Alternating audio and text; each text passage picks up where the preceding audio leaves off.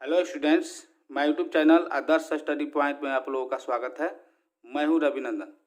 आज आप लोग देखेंगे गणित के 60 प्रश्नों का हल जो मैट्रिक एग्जाम के लिए बहुत ही महत्वपूर्ण है। इसलिए ध्यान से देखिएगा। अगर इसके पहले वाले वीडियो नहीं देखे होंगे तो उसका लिंक डिस्क्रिप्शन में दे दिया जाएगा, देख लीजिएगा। ठीक है। तो पहला क्वेश्चन कह रहा है कि tan a बराबर, उसके बाद ऑप्शन है। ठीक है। तो देखिए tan a बराबर तो होता है √sec² a - 1, लेकिन ये कैसे होता है आप लोगों को बता देता हूँ। sec² a minus tan a² a = 1। ठीक है, ये फॉर्मूला होता है। तो क्या कीजिएगा कि sec² a को इधर रहने देते हैं, tan² माइनस में उधर जाएगा तो प्लस में हो जाएगा, तो ये प्लस में आ गया इधर। ठीक है, और एक इधर लाएंगे तो -1 हो जाएगा। इधर से स्क्वायर हटाएंगे तो क्या हो जाएगा √, आप लोगों को पता होगा। तो tan a बराबर क्या होगा sec² a - 1 √। ठीक है, ये बी ऑप्शन सही हो जाएगा। आगे क्वेश्चन देखिए दूसरा।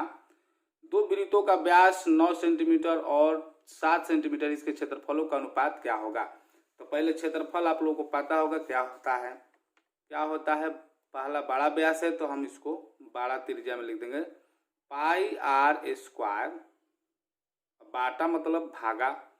हम यहाँ पर कह रहे हैं कि क्षेत्रफलों का अनुपात, तो हम जहाँ बाटा होना चाहिए वहाँ भागा देते हैं। भागा माने बाटा होता ही है, तो πr² हो जाएगा। ठीक है, पाई कट जाएगा। बड़ा आर कितना है, ये व्यास दिया है 9, तो बड़ा आर क्या हो जाएगा 9/2। तो इसका स्क्वायर कर देंगे, भागा छोटा यार यानी कि डी है यहाँ पर 7 बटा क्या हो जाएगा 2, यानी कि त्रिज्या हम आधा कर रहे हैं। ठीक है, तो स्क्वायर हो जाएगा यहाँ पर। ठीक है, तो कितना हो जाएगा 981/4 और भागा हो जाएगा 49/4। जब हम इसको 81/4 गुना करके इसको जब उलटेंगे तो क्या हो जाएगा 4/49 कट जाएगा, यानी 81/49, यानी कि 81:49 आंसर हो जाएगा। तो देखिए किस ऑप्शन में है, 81 डी ऑप्शन में। ठीक है, अगला कह रहा है निम्न में कौन अपरिमेय नहीं है। तो ये अपरिमेय है, ये भी अपरिमेय हो जाएगा। 8 के 24 हो जाएगा, 3 आ जाएगा, 7 × 35 ये भी हो जाएगा अपरिमेय। और ये लेकिन ये 121 जो है 11 121 होता है, इसका वर्गमूल निकल जाएगा 11 हो जाएगा, इसलिए डी ऑप्शन ए सही है। ठीक है, ये अपरिमेय नहीं है। आगे क्वेश्चन देखिए। चौथा क्वेश्चन कह रहा है कि 5, 15 और 20 के लसा और मसा का अनुपात। तो पहले लसा है फिर मसा, यानी कि पहले बड़ा होगा मान फिर छोटा। तो पहले लसा निकाल लेते हैं। 20 और 15 और 5 का लसा अगर निकालेंगे तो ये हो जाएगा 20 × 3 = 60, 15 × 4 यानी कि 60 हो जाएगा। ठीक है, यहाँ पर देख लीजिए, मान लीजिए कि लसा 60 हो गया। ठीक है, और मसा, तो मसा तो 5 से सब कटने वाला है तो 5 हो जाएगा, तो 5 से भाग हो जाएगा, तो यानी कि 12/1 हो जाएगा। ठीक है, 12 × 5 = 60 होता है ना, यानी कि 12:1, ये 12:1 सही हो जाएगा, ऑप्शन नंबर डी। पांचवा क्वेश्चन कह रहे हैं किसी त्रिभुज एबीसी में कोण ए बराबर 90 डिग्री, बीसी बराबर 13 सेंटीमीटर, ए बी बराबर 12 सेंटीमीटर, तो ए सी का मान क्या होगा। तो पहले हम फिगर बढ़िया से बना लेंगे। देखिए, एक ए बी सी है, ए है 90 डिग्री, बी सी। ठीक है, यहाँ पर देखिए बी सी बराबर 13, तो बी सी बराबर 13, ये 13 है। ए बी बराबर 12, ए बी बराबर 12, ये 12 है। ठीक है, और फिर कह रहा है ए सी का मान, तो इसका मान निकालना है। तो ये कर्ण हो गया, ये आधार हो गया और ये लंब हो गया। तो लंब बराबर क्या होता है कर्ण स्क्वायर आधार स्क्वायर। तो कर्ण है 13, तो 13 13 169 हो जाएगा, और बराबर है 144, यानी घट जाएगा। तो क्या बचेगा 5 और यहाँ पर 2, 25 का वर्गमूल क्या होगा 5, तो 5 जो होगा वही सही हो जाएगा, यानी कि सी ऑप्शन सही है।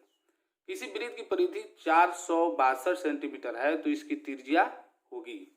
तो वृत्त की परिधि कह रहा है, तो देखिए यहाँ पर 2πr दिया है कितना 462। तो त्रिज्या ज्ञात करना है, तो 2 गुना 22/7 r बराबर 462। तो r बराबर हो जाएगा 462 गुना 7 बटा 2 गुना 22। यहाँ पर देखिए 2 से कट जाना चाहिए, 2 दूनी के 4, 2 3 6, 2 1 2, ये 11 से कटेगा, 11 दूनी 22 और ये हो जाएगा 11 दूनी 22, 11 1 11, यानी 21 7 47 से 147 बटा 2। 2 से हम जब इसको कटाएंगे 2 7 14, 2 3 6 ना गया तो दशमलव हो गया, 0 हो गया, 10 हो गया, 2 5 10, यानी 73.5 73.5 सेंटीमीटर किस में है, ये ऑप्शन में है। ठीक है, तो देखिए आगे, द्विघात बहुपद x square plus 3x plus 2 के शून्यक है। तो इसका शून्यक निकालना बहुत ही सिंपल है। जैसे मान लीजिए 2 है, तो यहाँ गुना करेंगे तो प्लस में आ जाएगा, क्या प्लस में 2x स्क्वायर आ जाएगा। ठीक है, तो 2x स्क्वायर यानी कि अब यहाँ पर इसको 2 भागों में डिवाइड करके 3 लाना है। तो अगर 1 गुना 2 करेंगे तो 3 आ जाएगा। तो यहाँ पर प्लस है तो दोनों प्लस में होगा। डायरेक्ट आंसर के लिए दोनों माइनस में आना चाहिए, यानी कि -1 या -2 हो जाएगा, ये दोनों हो जाएगा। ठीक है, तो -1 -2 ये ऑप्शन में है।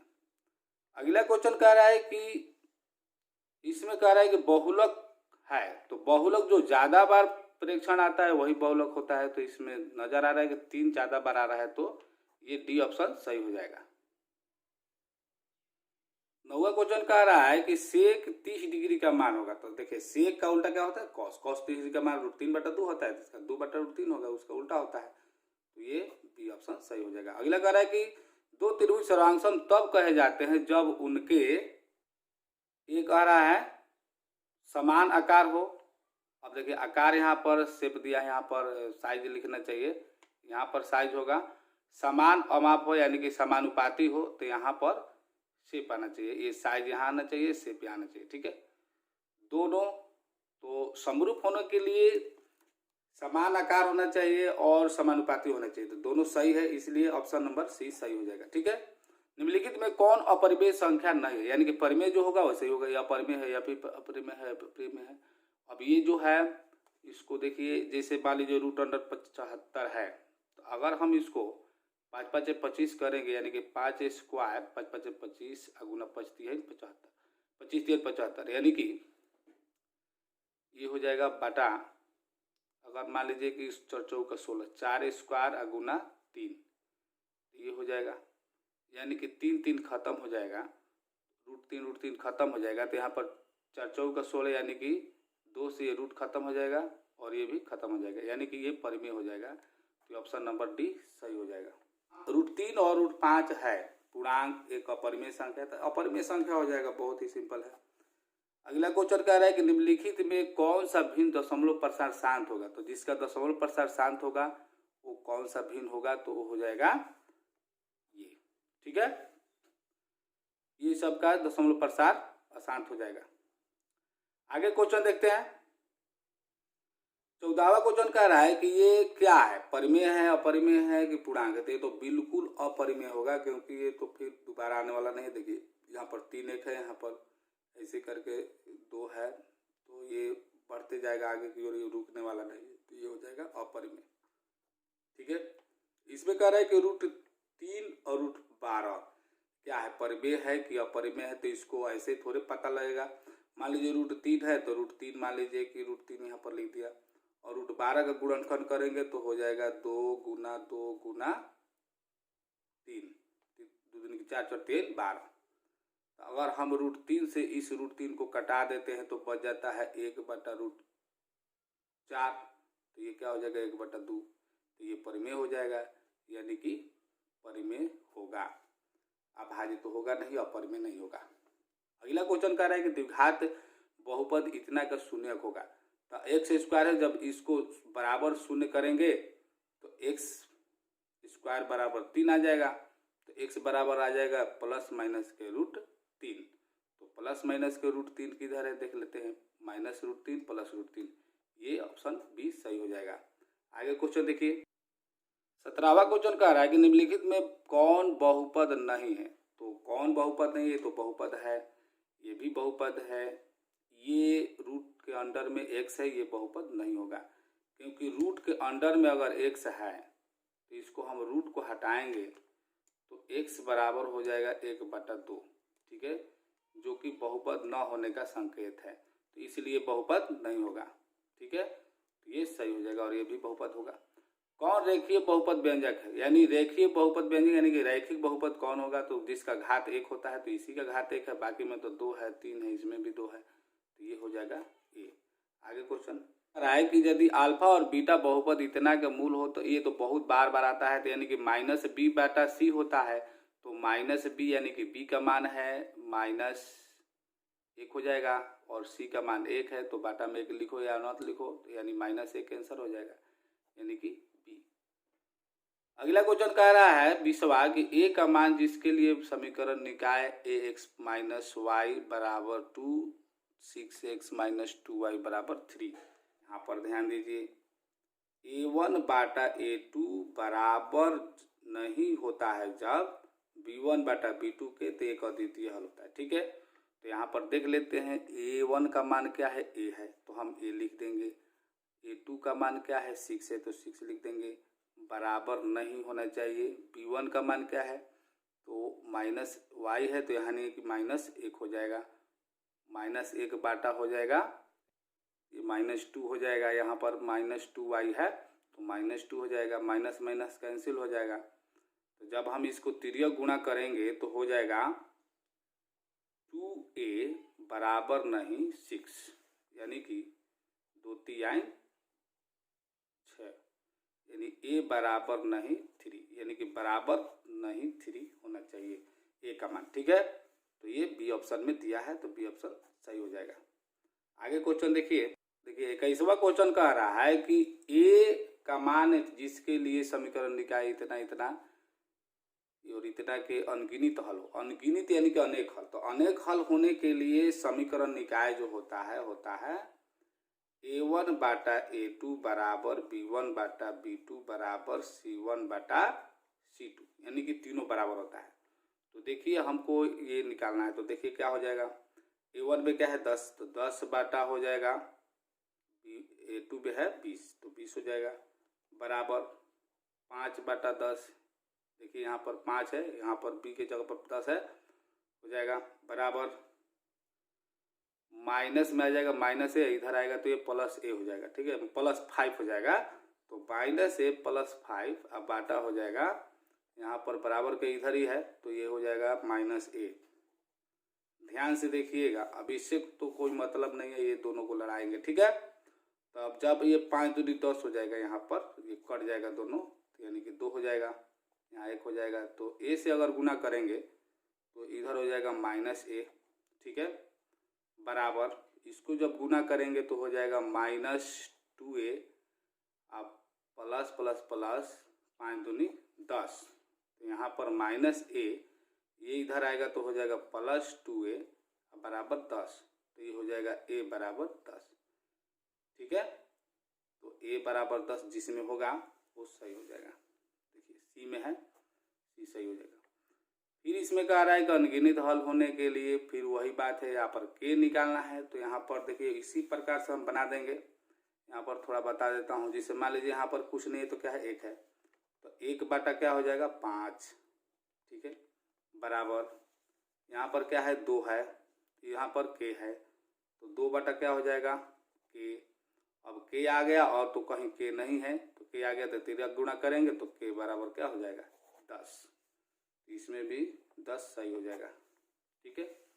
आगे क्वेश्चन कर रहा है यदि रेखाएं एक बिंदु पर प्रतिच्छेद करती है तो वह बिंदु दोनों समीकरणों को एक अद्वितीय हल, एक बिंदु पर प्रतिच्छेद करेगी तो एक अद्वितीय हल या एक हल, ठीक है। आगे क्वेश्चन देखिए बहुत ही क्वेश्चन सिंपल है, निम्नलिखित में कौन समीकरण इतना का हल समुच्चय है। तो देखिए अब हल समुच्चय क्या, अब x का मान निकालना है, तो बहुत ही सिंपल है, x बराबर क्या हो जाएगा, बराबर 0 कीजिएगा, x + 2 बराबर 0, तो क्या हो जाएगा -2, और इसको कीजिएगा बराबर में तो तो क्या हो जाएगा, ये जो माइनस है इधर आएगा प्लस हो जाएगा, और ये आ गया तो बाटा के नीचे आ जाएगा। ठीक है, तो -2 और 1/3 किधर है, -2 और 1/3, -2 1/3, ये है बी में।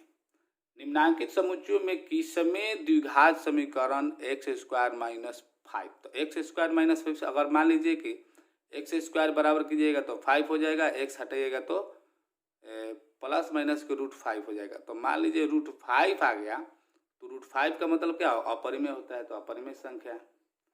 नेक्स्ट क्वेश्चन देखिए, नेक्स्ट क्वेश्चन में कह रहा है कि द्विघात समीकरण ax² + bx + c = 0 के मूल वास्तविक और समान। तो वास्तविक और समान होने के लिए क्या होना चाहिए, ठीक है, तो ये तो मैं जानता हूं क्या होता है, -b/2a होता है, लेकिन आप लोगों को पता नहीं है तो मैं बता देता हूं कैसे होता है -b/2a। तो आपको पता होगा कि जब वास्तविक और समान होता है तो d = 0 होता है। ठीक है, तो d = 0 होता है तो मूल क्या होता है, -b ± √d। तो d तो 0 है, तो d क्या हो जाएगा, 0, अब बाटा होता है 2a। ठीक है, तो ये क्या होता है, -b/2a, और ये जो है खत्म हो जाएगा, प्लस माइनस इधर 0 आ गया तो खत्म हो जाएगा, तो -b/2a। इस प्रकार से ये होता है -b/2a, तो ये सही हो जाएगा। नेक्स्ट क्वेश्चन देखिए, 27वां क्वेश्चन कह रहा है कि द्विघात समीकरण ax² + bx + c = 0 के मूल बराबर हो तो क्या होगा। तो मूल बराबर होने के लिए d = 0 होता है, यानी b² - 4ac = 0। तो अगर 4ac को उधर करेंगे तो प्लस हो जाएगा, यानी कि d हो जाएगा ये ऑप्शन। ठीक है, अगला कह रहा है कि द्विघात समीकरण इतना है, bx² बिल्कुल इसी प्रकार है, तो कह रहा है कि b² छोटा है 4ac तो मूल होंगे। जैसे मान लीजिए कि है b² छोटा कर रहा है 4ac, तो अगर मान लीजिए कि इसका मान आया 2, मान लीजिए, और ये जो आया इसका मान लीजिए कि 16 आया, तो इसे मान लीजिए छोटा है बड़ा हो गया। ठीक है, तो जब छोटा हो जाएगा, इसका मतलब ये हुआ कि अगर मान लीजिए कि b² - 4ac कीजिएगा बराबर 0, तो b² = 4ac हो जाता है, जैसे ऊपर जिसे हमने अभी दिखाया था यहाँ पर ये। ठीक है, तो ये जो है ये अगर छोटा हो जाए b का मान 4ac से, तो ये माइनस में आना निश्चित है। तो अगर माइनस में अगर d बराबर आ जाए, अगर d माइनस में आ जाता है तो उसका मूल्य नहीं निकलता है, यानी कि अवास्तविक हो जाएगा, यानी कि वास्तविक नहीं होगा। ठीक है, आगे क्वेश्चन देखिए, कह रहा है कि समांतर श्रेणी 10, 7, 4 का 30वां पद आप लोग आराम से निकाल सकते हैं। जिसे मान लीजिए कि 30वां पद है तो a + 29d हो जाएगा। तो 29d यहाँ पर d का मान क्या है, d का मान देखिए -3 है और a का मान 10 है, तो यहाँ पर 10 हो गया और 29 × -3 हो जाएगा, तो 29 × 87 -87 और ये 10 हो जाएगा, तो यानी कि -77 हो जाएगा। तो -77 क्या है, बी में है। आगे क्वेश्चन देखिए, इसको आप 30वां क्वेश्चन मैं छोड़ रहा हूँ, आप लोग बना लीजिएगा, 10वां पद निकालना है और एक 30वां भी बना लीजिएगा, आराम से बना सकते हैं। ठीक है, आगे क्वेश्चन देखें, आप लोग को पता है कि कोई भी पद निकाला जाता है तो उसके एक कम डी कर देते हैं। मान लीजिए 10वां पद है तो a + 9d हो जाएगा, 12वां पद है तो a + 11d हो जाएगा। इस प्रकार आप इसको निकाल सकते हैं। ठीक है, अभी 30वां पद निकाले तो a + 29d लिखा है, तो आप लोग देखे हैं, उसी अनुसार बना लीजिएगा। ठीक है, 32वां क्वेश्चन कह रहा है कि त्रिभुज ABC में DE समांतर BC है। तो पहले तो त्रिभुज एक बनाना पड़ेगा, यहाँ पर देखिए बता देता हूँ। इसे मान लीजिए ये त्रिभुज हो गया ABC, और यहाँ पर समांतर कह रहा है DE समांतर BC। यहाँ पर मान लीजिए समांतर हम बनाते DE समांतर BC, ये है, तो AD = 5 है और DB = 3 है। तो फिर हमें निकालना है AE ये निकालना है, और उसके बाद AC यानी कि पूरा। तो ये हो गया, तो ये 5 हो गया। अब पूरा क्या होगा, तो 5 × 3 = 8, 5/8 आराम से निकल गया। 5/8 देखिए कहाँ है, 5/8 सी में। नेक्स्ट क्वेश्चन देखें, 33वां क्वेश्चन कह रहा है कि दी गई आकृति में डी समांतर बी से बिल्कुल उसी पीछे क्वेश्चन की तरह है, तो डी ई समांतर बी सी है, तो यहाँ पर कह रहा है कि एक्स का मान, तो देखिए यहाँ पर एक्स मान दिखाई दे रहा है। तो जब ये दो समांतर है तो ये थेल्स प्रमेय से बनता है। जैसे इसको तो ऐसे ही देख ले सकते हैं, जैसे मान लीजिए कि है कि 17 दूनी 34, तो दोगुना है इससे, तो 16 से दोगुना क्या होगा, 16 दूनी 32, यानी कि 32 होगा, एक्स का मान 32, यानी बी होगा जा। ठीक है, नेक्स्ट क्वेश्चन देखिए, यहाँ पर कह रहा है कि दो समरूप त्रिभुजों ABC और DEF के क्षेत्रफलों का अनुपात निम्नलिखित में से कौन सा है। तो क्षेत्रफलों का अनुपात आप लोग बता देता हूँ। मुख्य बात में हमने बताया था कि समरूप त्रिभुजों के क्षेत्रफलों का अनुपात उनके संगत भुजाओं के वर्गों के अनुपात के बराबर होता है। तो उनके संगत भुजा देखेंगे, जैसे ये तो वर्गों के अनुपात के बराबर होते हैं, तो AB तो होगा ही नहीं, ये दोनों में कोई हो सकता है, तो AB स्क्वायर बाटा DE स्क्वायर। तो देखिए AB यहाँ पर है, यहाँ पर AB ऐसे है, ठीक है, DE है, यही होना चाहिए। इसको देख लेते हैं, AB है, फिर क्या EF, ये तो होगा ही नहीं, तो कौन होगा, C होगा। आप लोग समझ रहे हैं कि समरूप का मतलब ये भी समरूप, ऐसे है तो AC है तो ऐसे होगा, तो फिर DF होना चाहिए, AB है तो DE होना चाहिए। अभी नहीं कि AB है और ये EF है, तो ये गलत हो जाएगा, तो ये गलत है, ये सही हो जाएगा। ठीक है, नेक्स्ट क्वेश्चन देखें। अगर हमारे चैनल पर 6 चैप्टर नहीं देखे होंगे तो उसे जरूर देख लीजिएगा। 6.3 तक बता दिया गया है, उसके बाद 6.4 और 6.5 भी बताया जाएगा। अगर हमारे YouTube चैनल पर नए हो तो चैनल को सब्सक्राइब करके घंटी को जरूर दबा दीजिएगा। ठीक है, देखिए 35वां क्वेश्चन क्या कह रहा है कि समबाहु त्रिभुज ABC की एक भुजा 10 सेंटीमीटर, समबाहु त्रिभुज DEF की एक भुजा 5 सेंटीमीटर, तो त्रिभुज ABC और DEF के क्षेत्रफलों का अनुपात। तो अभी क्षेत्रफल का अनुपात में हम बोले थे कि उनके संगत भुजाओं के वर्ग होता है। जो समबाहु त्रिभुज होता है वो समरूप होता है, तो समरूप त्रिभुज की तरह ही होगा। तो इसके संगत भुजाओं का वर्ग होता है, वर्ग का अनुपात। तो जिसे मान लीजिए कि पहला है ABC का है 10, तो 10 का स्क्वायर करेंगे तो 100 हो जाएगा, और 5 का स्क्वायर करेंगे तो हो जाएगा 25, यानी 25 चौका 100, यानी कि 4/1। तो 4/1 यहाँ पर है, 4:1, ये डी सही हो जाएगा।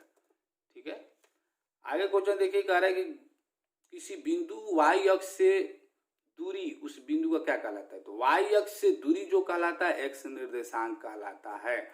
एक y निर्देशांक नहीं होगा, कोटि नहीं होगा, y अक्ष नहीं होगा। देखिए अगर मान लीजिए आपको समझ नहीं आ रहा है तो कैसे होगा ये मैं आपको बता देता हूँ। जैसे मान लीजिए ये हो गया x अक्ष और ये हो गया y अक्ष। तो मान लीजिए कि यहाँ पर कोई दूरी है, यहाँ पर मान लीजिए 1 2 है, यहाँ पर 1 2 3 है। तो यहाँ पर जो दो बिंदु बनेगा पहले x का मान होगा, यानी कि 2 बनेगा और 3 बनेगा। तो जब कह रहा है कि y अक्ष से दूरी, तो y अक्ष कौन है, ये है। तो यहाँ से यहाँ तक दूरी कितना है, 2 है। यहाँ से यहाँ तक 2 है ना, है। तो 2 कौन है, किसका निर्देशांक है, यानी कि ये किसका निर्देशांक है, 2। तो x का निर्देशांक है, तो इसलिए x का। अगर मान लीजिए भुज ऑप्शन में दे देता तो भुज भी सही हो जाता। ठीक है, ये कह रहा है कि बिंदु इतना किस चतुर्थांश में है। तो देखिए यहाँ पर ये प्रथम होता है, ये द्वितीय, ये तृतीय, ये चतुर्थ। तो यहाँ पर माइनस होता है और ये भी माइनस होता है, इधर प्लस होता है। तो माइनस प्लस इसमें होता है, माइनस माइनस इसमें होता है, और इसमें प्लस माइनस होता है। तो माइनस प्लस देखिए माइनस प्लस है तो किस चतुर्थांश में होगा, तो द्वितीय चतुर्थांश में। इसमें भी माइनस प्लस है तो ये द्वितीय पाद में होगा, तो आराम से ये भी द्वितीय पाद में हो जाएगा। आगे क्वेश्चन कह रहा है कि किसी बिंदु की x अक्ष से दूरी, x अक्ष की दूरी y निर्देशांक वाला हो जाएगा। तो y निर्देशांक इसमें नहीं दिया है तो कोटि दिया है, y निर्देशांक कोटि भी कहते हैं इसको। ठीक है, आगे क्वेश्चन देखिए, कह रहा है कि 1 5 किस चतुर्थांश में। तो दोनों प्लस में है तो प्रथम चतुर्थांश होगा, यानी कि ए हो जाएगा। ठीक है, आगे क्वेश्चन देखें, 1 हो जाएगा यहाँ पर। आगे क्वेश्चन कह रहा है कि माइनस माइनस किस चतुर्थांश में। तो माइनस माइनस जो है तृतीय चतुर्थांश में होगा। अब देखिए यहाँ पर इसको मारने के चक्कर में इसमें मारा गया तो ये गलत है, ये नहीं होगा, क्योंकि माइनस माइनस अभी हमने बताया कि माइनस माइनस तो तृतीय चतुर्थांश में होता है। तो क्या हो जाएगा, तृतीय चतुर्थांश सी हो जाएगा। फिर यहाँ पर कह रहा है कि √2 cos a बराबर 1। तो मान लीजिए cos a बराबर क्या हो जाएगा, 1/√2। तो 1/√2 किस कोण के बराबर होता है तो 45 डिग्री के बराबर होता है। cos 45 डिग्री का मान 1/√2 होता है, आप लोगों को पता होगा। 43वां क्वेश्चन देखिए, कह रहा है कि 1 + cot square a Bata 1 + tan square a। तो देखिए कैसे बनेगा। 1 + cot स्क्वायर a, इसको रहने देते हैं। 1 + tan को चेंज कर देते हैं cot में, तो 1 बाटा हो जाएगा cot स्क्वायर a। तो यहाँ पर हो गया, ये ऊपर जो कहते हो जाएगा 1 + cot स्क्वायर a।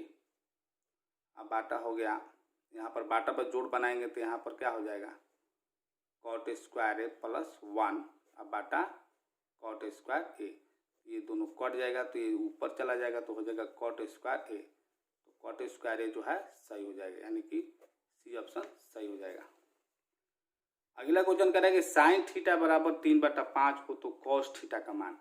तो sin थीटा बराबर 3/5 यानी कि लंब बटा कर्ण है, तो हमको cos यानी आधार बटा कर्ण ज्ञात करना है। तो बाटा में 5 वाला सही हो जाएगा। तो बाटा में 5 इसका भी है और इसका भी, तो ये 3/5 तो सेम दिया है, तो ये 4/5 हो जाएगा।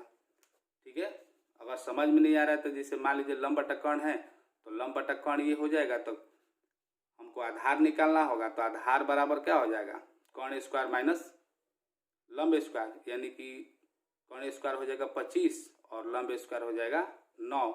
इसको घटाएंगे तो हो जाएगा 16 और 16 का वर्गमूल क्या होता है 4 होता है। तो 4 बटा हो जाएगा 5 आधार बटा कर्ण। अगला कह रहा है कि 9 sec square theta minus 9 tan square theta बराबर है। ये तो 9 के ही बराबर होगा, क्योंकि अगर मान लीजिए 9 कॉमन ले लिया जाए, यहाँ पर 9 कॉमन ले लिया जाए, ठीक है, तो 9 यहाँ से हट जाएगा। तो sec square theta minus tan square theta बराबर 1 होता है। तो 9 में 1 से गुना करेंगे तो क्या होगा 9 होगा, यानी ऑप्शन नंबर बी सही है। नेक्स्ट क्वेश्चन देखते हैं। 46वां क्वेश्चन कह रहा है कि 2 sin 38 डिग्री का मान बाटा cos 52 डिग्री का मान क्या होगा।